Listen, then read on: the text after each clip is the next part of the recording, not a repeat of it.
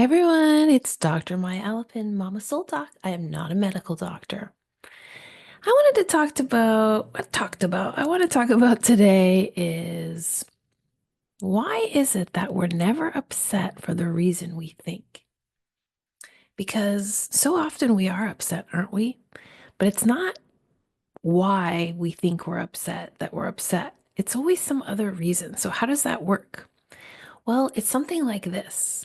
Our conscious mind, the mind that's like in front, that's right in front of us, tells us what it thinks the reason is. And it uses a whole bunch of data points, history, analysis. It analyzes what it thinks is going on and it comes up with like a theory, right? And that's what it tells us is the truth about what's happening.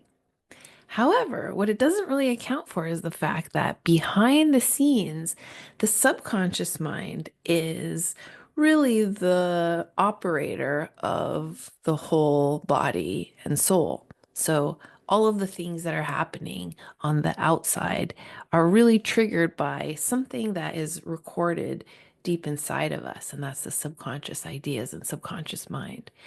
So, for example, if you're in a relationship and you feel angry or vulnerable or, pissed off or whatever it is, you might think, oh, well, the reason I feel that way is because that person did something or because that didn't go my way or because whatever it is, right? But really, if you look behind it, what's happening is some need that's unmet in you from youth, childhood, the way you were loved, the way you were not loved, the way you were abused, the way you were, traumatized. All of those pieces are playing in the back of our mind and they're creating this reaction system that then tells us, oh, and this is the problem. And so, what we're really recognizing on the day to day level is the symptom, the thing that we think is the problem, the thing that we feel is bothering us. But really, what's bothering us is something else. So, it's like the feeling we have is telling us, oh, go look inwards and find out what is really hurting? What is really the problem? And so that's how we get into this whole idea of like seeking and doing our inner discovery and inner work. So I think that's interesting because what we think is the problem is never the problem. And what we haven't thought of as the problem usually gives us a direction that we can go in order to solve the problem.